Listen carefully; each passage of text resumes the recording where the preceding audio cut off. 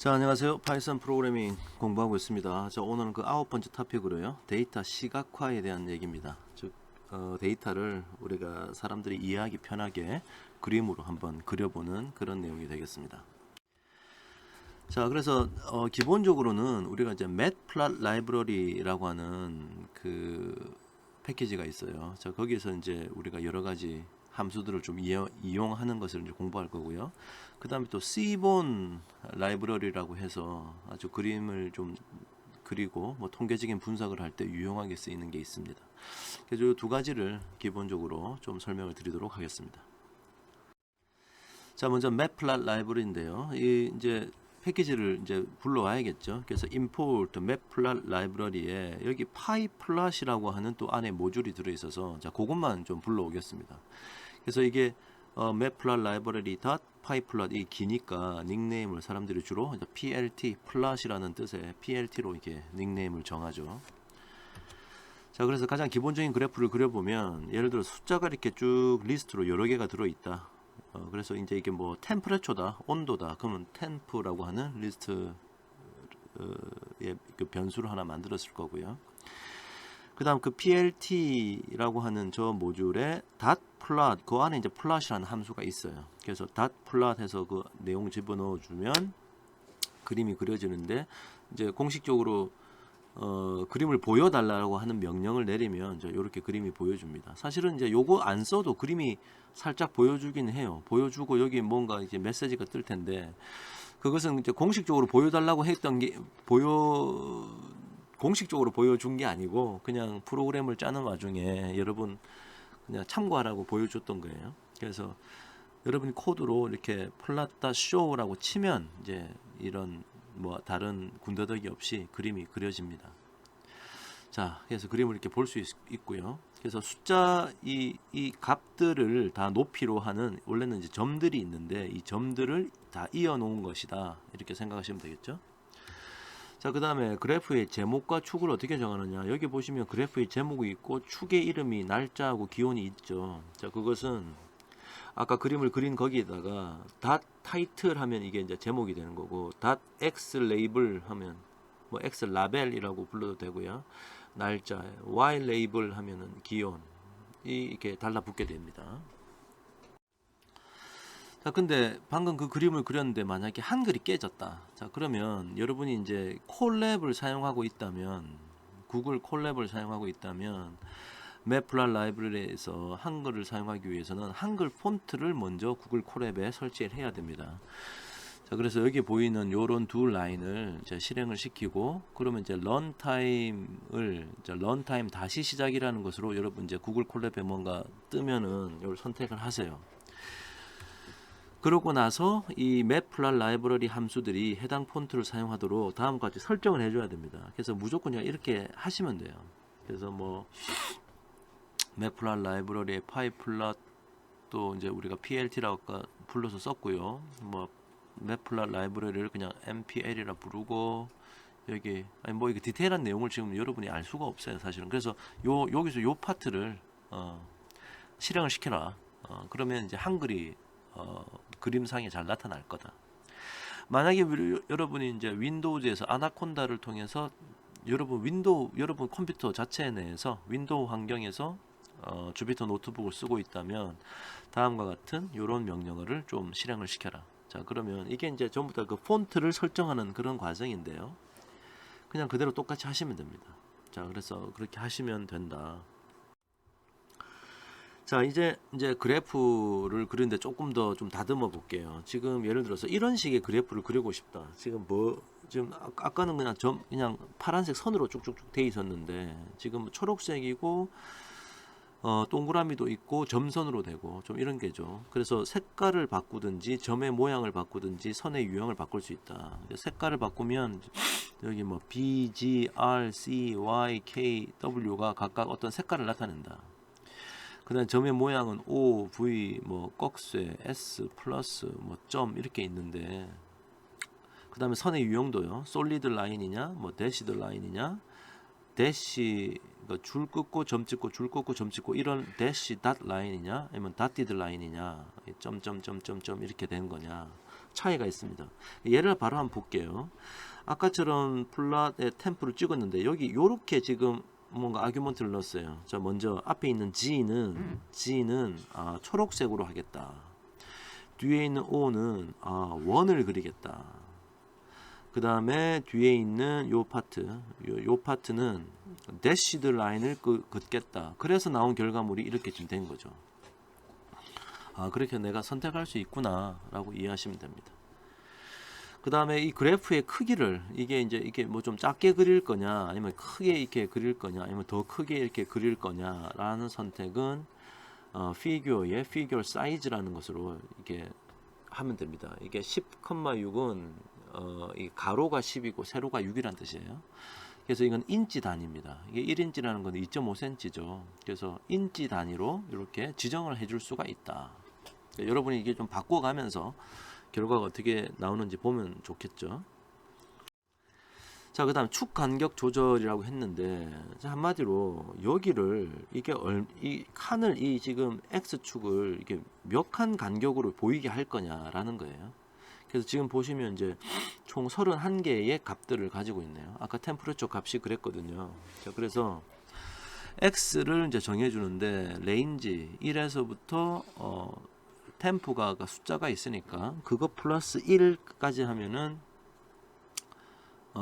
지금 이제 필요한 것보다 하나 더 만들겠죠. 그래서 그거는 이제 X라는 리스트로 넣었고요. 자, 피규어 사이즈 결정했고 플랫 그리고요.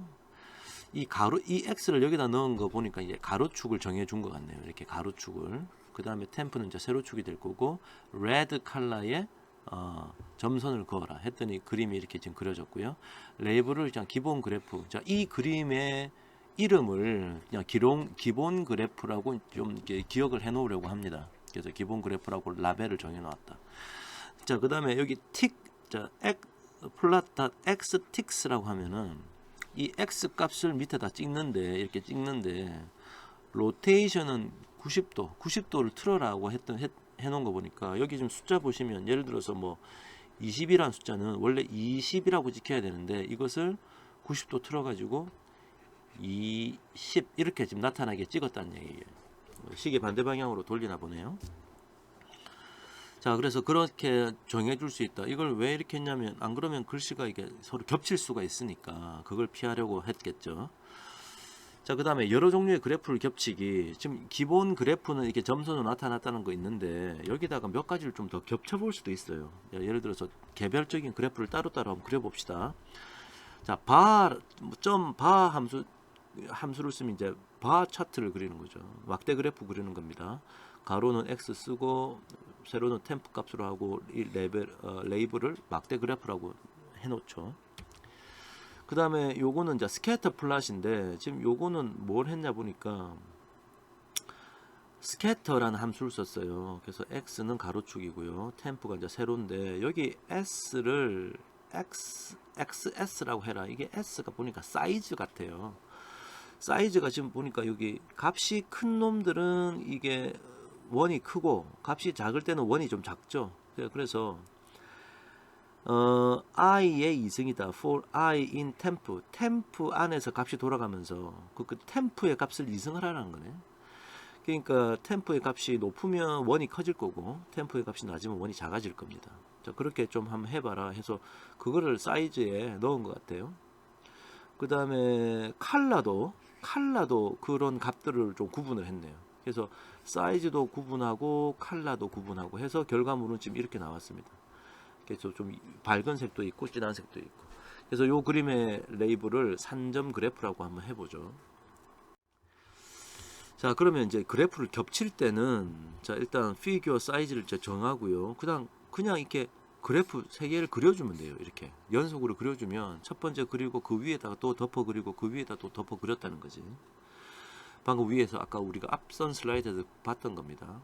자, 그 다음에 좀 추가적으로 여기 레전드라는 것을 쓰면 이 레전드가 바로 뭐냐면 이런 거예요. 그래프의 종류를 구분해주는 그런 이제 안내 메시지죠. 여기 로케이션은 베스트라는 아규먼트를 넣은 거 보니까 그냥 가장 적절한 곳에 이 안내 문구를 넣어라 이런 뜻입니다. 그래서 이 로케이션을 사실은 우리가 강제로 정할 수도 있는데요. 자, 베스트라고 넣으면은 그냥 최적의 위치를 찾아서 하는 거고, 예를 들어서 제가 문자로 이렇게 써도 되고, 이게 숫자로 써도 됩니다. best는 아까 0 쓰면 되는 거고요. upper right라고 하면 위쪽에 있는 오른쪽이니까 여기다가 레전드를 이렇게 뭐 집어넣겠다는 뜻이고, 뭐 그런 거죠. 강제로 할 수도 있고 그냥 이 그림에서 최적의 자리를 찾을 수도 있습니다. 자, 이렇게 레전드라는 것을 붙일 수 있구나, 그렇게 아시면 되겠습니다. 자, 이번에는 판다스를 가지고 그림을 한번 그려볼게요. 자, 데이터 프레임, 판다스의 데이터 프레임으로 그림을 그려보자. 이게 데이터 프레임의 헤드 함수 써서 우리 앞선 토픽에서 배웠던 그 데이터 셋이 있습니다. 이거 자동차 연비에 대한 거죠. 그래서 데이터 프레임으로 불러왔던 거고요. 자, 여기서 그냥 데이터 프레임에 플롯을 하라 그러면은 이제 그림을 그리는데, 뭘 그리냐면은 이 그림 보세요. 조금 이상하긴 한데요. 여기 지금 숫자로 되어 있는 거, 표시 연비, 배기량, CO2 배출량, 등급, 연간 유류비, 이 5가지를 다 그린 거예요. 지금 레전드가 각 적당한 곳에 어디 붙어 있네요. 그 다음에 이제 지금 보니까 보라색은 여기 연간 유류비가 보라색인데 그것만 나타나고 나머지는 다 빨간색으로 되어 있는데 왜 그럴까? 왜 그러냐면 이 연간 유류비는 벌써 지금 숫자가 아주 크죠. 근데 다른 것은 숫자가 작단 말이죠. 그래서 이 세로축의 스케일이 뭐 1.75, 1.5에 여기 적어 놓은 게 126이라고 되어 있는데, 이 말은 10의 6승이란 말이에요. 그러니까 10의 6승 곱하기 1.75 하니까 상당히 큰 값이죠. 그래서 가장 큰 값을, 그러니까 모든 그래프를 다 이 그림 안에 이 네모 박스 안에 넣기 위해서 스케일이 이렇게 됐고, 그래서 이게 상대적으로 상당히 크고 나머지는 이제 다 상대적으로 0에 가까우니까 0에 쭉 찍은 거고, 지금 이제 막 찍고 하다가 이제 제일 마지막에 찍은 게 등급이 빨간색이니까 그 위에 누적이 돼서 빨간색처럼 보일 뿐이죠. 원래는 이제 파란색, 노란색, 그린, 초록색이 다 여기 밑에 있는 겁니다. 자, 이해되시죠? 자, 그래서 이렇게 됐는데 나는 뭐 하나만 딱 똑바로 그려서 보고 싶다. 그러면 데이터 프레임의 연간 유류비를 불러서 플롯을 그리면 되겠죠. 그러면 이제 연간 유류비만 이렇게 그림이 그려지고, 이 스케일은 적당하게 어디서 어디까지 값을 자기가 정할 겁니다. 타이틀은 연간 유류비 했으니까 연간 유류비라고 나오고요. 자, 그래서 이렇게 그림이 그려진다, 이해하시면 되겠습니다. 자, 그 다음에 요 CO2 배출량을 그리고 싶다. 그래서 이제 헤드 함수에서 10개만 불러와라. 그래서 10개만 CO2 배출량을 불러와 가지고 플롯을 그리는데, 판다스는 일단 플롯을 그리라 그러고 그 플롯의 종류를 이렇게 카인드로 정할 수가 있네요. 바 차트를 그리라고 해놓으니까 여기 보시면 이게 바 차트처럼 그려졌습니다. 피규어 사이즈도 이렇게 정해줄 수 있고요. 타이틀은 CO2 배출량이라고 정해줬고요. 엑스틱을, 레인지를 10으로 해가지고 지금 10개가 하나, 둘, 셋, 넷, 다섯, 여섯, 일곱, 여덟, 아홉, 10개가 나와 있습니다. 레이블은 데이터 프레임의 모델명을 헤드 10개를 갖고 와가지고 그 자동차의 모델명을 여기다 이제 찍게 만들었네요. 로테이션 90도 하니까 이제 세로로 찍었다. 그래서 이거를 뭐 지금 한번 본다고 다 외우려고 하실 필요 없고, 자, 필요할 때 찾아서 이런 식으로 그리시면 된다. 자, 그렇게 생각하시면 좋겠습니다. 자, 이번에는 C본 라이브러리로 그리는 건데요. 먼저 바 플롯이라는 것을 그리면, 자, 먼저 C본, 이게 참 패키지 불러와야겠죠. 그래서 사람들이 주로 SNS, C본의 요 닉네임을 이렇게 부릅니다. 자, 바 차트는 이제 이렇게 막대 그래프 그리는 건데, 자, 피규어 사이즈 정해주고 바 플롯이라고 했네요. sns.바 플롯. 그래서 가로축 X는 모델명, 세로축은 CO2 배출량, 이렇게 문자로 찍어서, 데이터 프레임에 있는 요 칼럼 이름을 그렇게 가져와서 쓰겠다는 거죠. 데이터는 데이터 프레임의 헤드 10이니까 10개의 요 가로축은 여기 이제 여기에 모델명이라고 적혀 있는데 너무 작아서 잘 안 보이네요. 요 세로축은 이제 CO2 배출량이 찍혔겠죠. 타이틀은 CO2 배출량, CO2 배출량 나왔고요. 틱도 똑같이 아까 얘기했던 거니까, 자, 이런 식으로 그릴 수도 있다. C본을 이용해서. 카운트 플롯은 개수를 세알려서 찍어주겠죠. 프리퀀시 같은 거일 텐데, 자, 먼저 그림 사이즈 정해주고요. SNS에 자, C번에 카운트 플랫이라는 걸 해놓고 Y축은 업체명. 자, 여기가 업체명이겠죠. 그 다음에 휴는 그냥 업체명으로 그림 그리라 그러면 그냥 이게 바가 하나씩 이렇게 나왔을 텐데 지금 휴라고 해놓고 등급 해놓은 거 보니까 등급이 1등급도 있고 2등급도 있지 않습니까? 그래서 데이터 프레임에 이 업체명 칼럼하고 등급 칼럼을 불러오는데 휴는 이 구분을 하라는 얘기예요. 여기 지금 등급 1, 2가 되어 있는데요. 그래서 1등급은 파란색, 2등급은 오렌지색으로 구분해서 그림을 그려달라라는 뜻이에요. 이 휴는. 그래서 그 값의 길이는 이제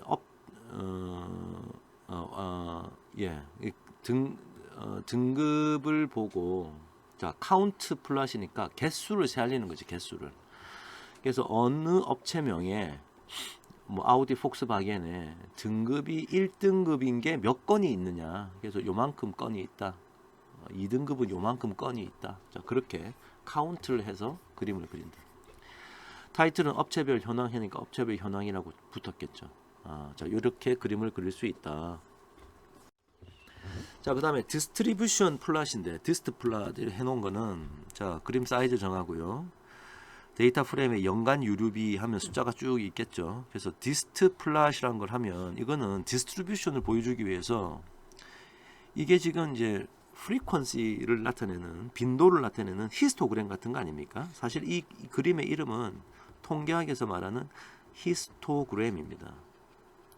히스토그램을 그리는 목적은 연간 유류비가 크고 작고 이런데 어느 구간에 속하는 게 몇 건이 있느냐를 이제 빈도를 세알리는 거죠. 그래서 히스토그램을 그려주고 그 다음에 요것을 이제 부드러운 곡선으로 이렇게 해가지고 통계학에서 주로 쓰는 용어죠. 이게 density 플랫인데 여기 지금 잘 안 보이는데 density 플랫을 보여준 겁니다. density 그러니까 이 히스토그램을 부드러운 곡선으로 연결시켰다 이렇게 생각하시면 되고 이런 내용은 사실은 통계학 스태티스틱스 수업을 좀 들으시면 거기서 주로 사용하는 용어니까 그때 나중에 통계학을 배우고 또 이렇게 좀 이해하면 좋겠다 이렇게 생각하시면 되겠습니다. 자 제목 연간 유류비 현황이라고 붙였고요. 그러니까 연간 유류비가 대충 한 1.4 정도에서 되게 많이 나오네요. 그 다음에 이거보다 크면 이제 더 잘 안 나오고 이쪽으로 가면 더 잘 안 나오는구나. 자, 그런 정보를 우리에게 주는 거죠. 자, 그 다음 박스 플랫인데 상자 그림이라고 하는 건데요. 자, 이것도 이제 그림 사이즈 정하고 박스 플랫이라는 함수를 썼네요. 가로축은 x는 등급, 그러니까 등급이 1등급, 2등급 나오고 여기 이제 y는 연간 유류비, 여기다가 연간 유류비를 높이로 하나 봐요. 자, 그 다음에 휴는 구분이라고 되어 있으니까 구분은 아까 우리 그 데이터 프레임 이거 만들 때 제일 마지막에 구분에 수입이냐 국산이냐 나눴었거든요. 그러니까 수입과 국산을 구분해서 이제 그림을 따로따로 그려주겠다 해놓은 겁니다. 이 박스 플랫 자체에 대한 이해가 없으면은 이게 무슨 말인지 잘 모르는데 이것도 마찬가지 통계학 수업을 들으면 배우는 건데요. 간단하게 박스 플랫에 대한 설명이 나와 있는데 요 얘기는 여러분 각자 읽어보시고 이거는 이제 통계학 수업 듣고 나서 자주 사용할 때 그때 좀 더 자세히 이해하고 시간을 보내면 좋겠습니다.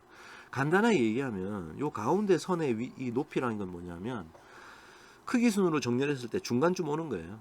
크기 순으로 정렬했을 때 중간쯤 오는 것. 여기는 25%, 여기는 75%. 즉 여기는 50%고 여기는 25%, 75%. 즉 이게 대다수가 어느 정도의 이 세로축 값을 가지느냐. 중간 정도 오는 게 여기고 한 75% 여기고 한 25% 여기니까 여기서 요까지가 전체의 한 50%가 요 안에 다 들어 있군요. 자, 그런 뜻이에요.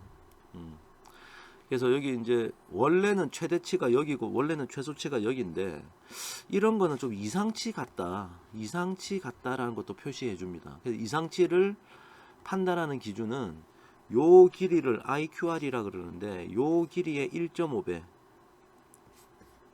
여기서부터 요까지 그러니까 요까지가 IQR이고 요거의 절반 그러니까 1.5죠. 요 안에 들어있는 것을 요렇게 요까지 하고 요까지 하니까 대충 여기가 최대값이라는 개념이고 최소값이고 원래는 사실 실질적인 최대값은 여기가 최대값이고 여기가 최소값인데 이것을 아웃라이어로 취급하는 그런 기능이 안에 들어있다. 자, 그렇게 이해하시면 되겠습니다. 자, 이번엔 히트맵인데, 히트맵은 주로 이제 상관 분석해서 상관계수, correlation coefficient라고 하는 상관계수를 구하고 나면 이걸 그림으로 표현할 때 유용한데요.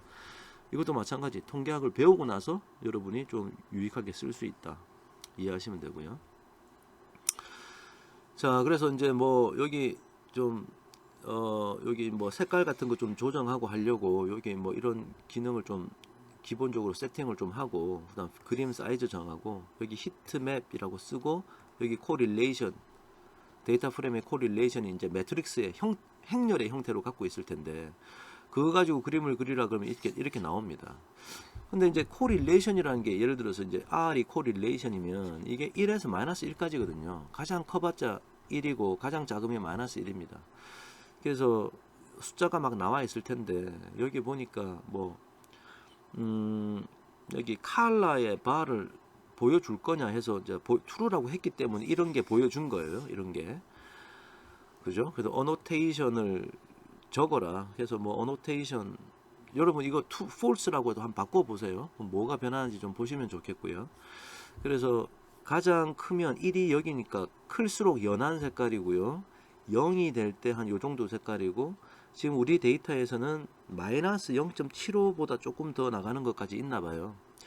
그래서 여기 이제 이렇게 요런 기준이 있으니까 변수 중에 요 변수하고 만나는 그 상관계수가 값이 좀 낮구나, 음수구나, 뭐 이런 것들에 대한 정보를 알 수 있는 거죠.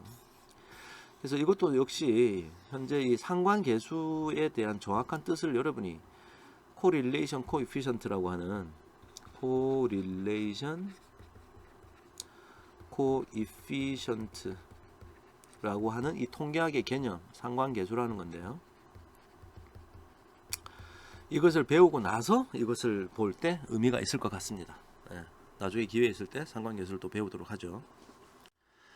자, 그 다음 페어 플랫, 이거는 이제 산점도를 찍는데 짝을 지어서 찍는 거예요. 그래서 예를 들어서 뭐 내가 가지고 있는 데이터에 예를 들어서 지금 우리는 하나, 둘, 셋, 넷, 다섯, 여기 뭐 등급도 있고 CO2 배출량도 있고 뭐가 있는데, 자, 예를 들어서 X1, X2, X3, X4, X5라고 하는 5개의 변수가 있고, 여기 뭐 인덱스가 뭐 쭉쭉쭉쭉 이렇게 있다. 그러면 이게 지금 표를 보는 방법은 여기가 X1, X2, X3, X4, X5, 여기도 X1, X2, X3, X4, X5예요.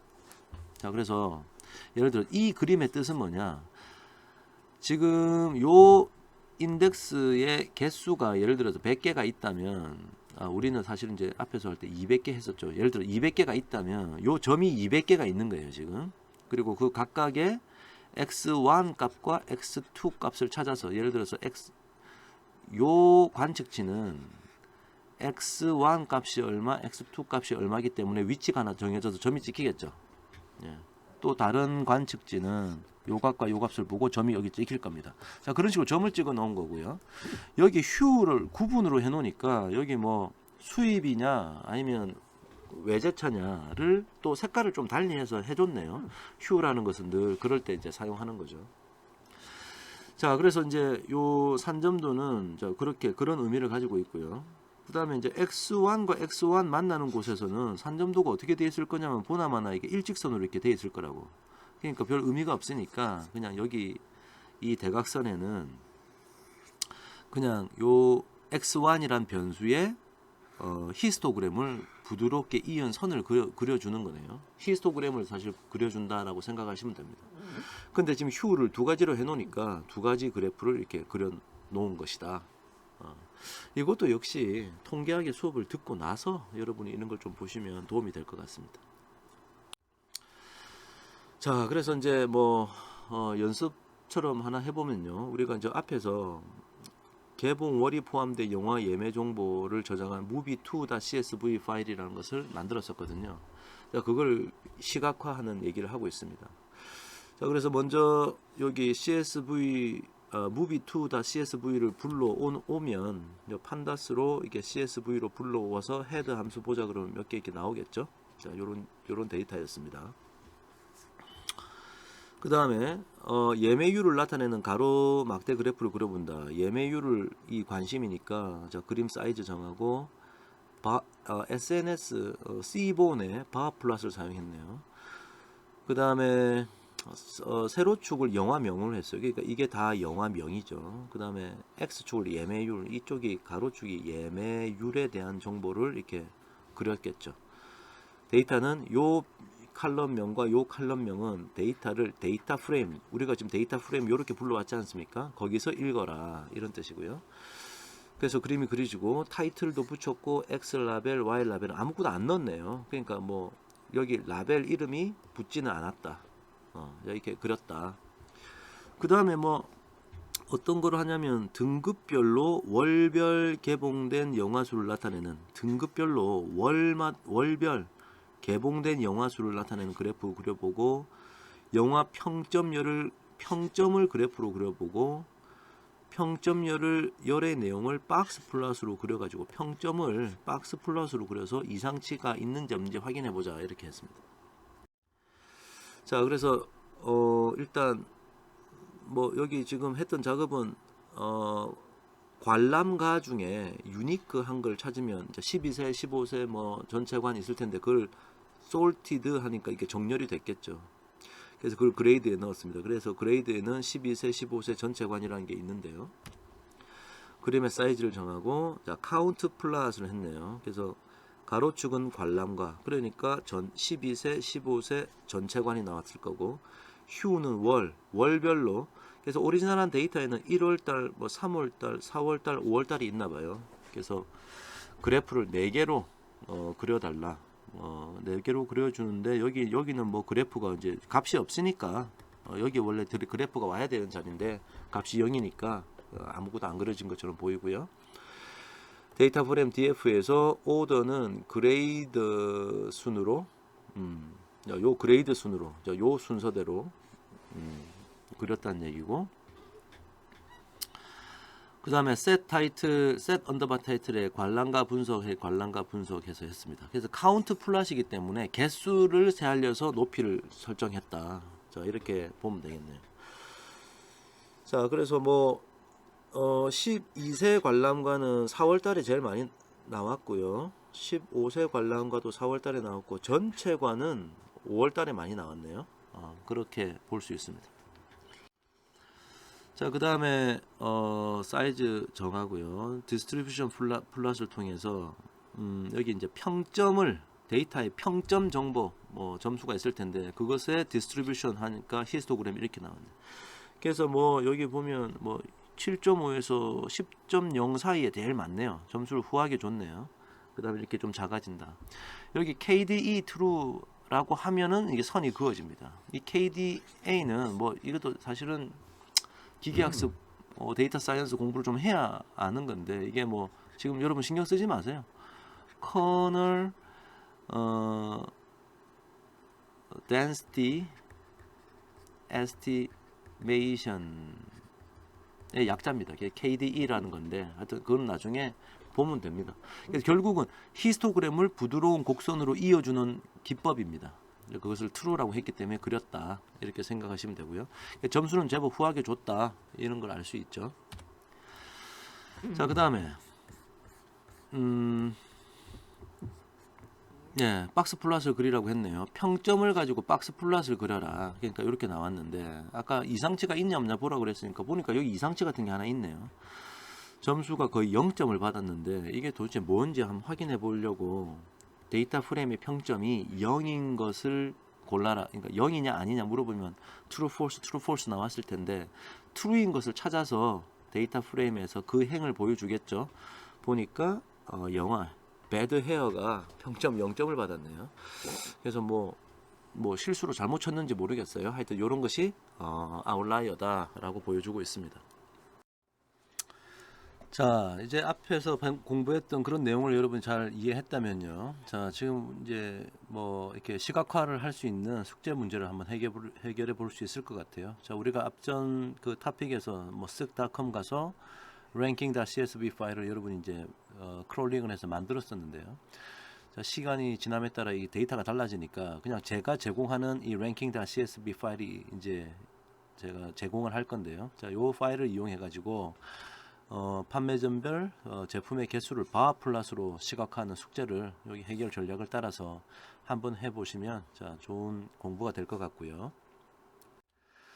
자, 그다음 두 번째 문제로는 똑같은 그 파일에서요. 이제 박스 플롯을 그리는 공부를 한번 해보겠습니다. 자, 그래서 이 해결 전략 읽어보시고 ranking.csv 파일에서 이제 박스 플롯을 한번 구현하는 복습을 해보면 아주 좋은 공부가 될 것 같습니다. 자, 여기까지가 데이터 시각화에 대한 얘기였고요. 자, 그동안 수고 많았습니다.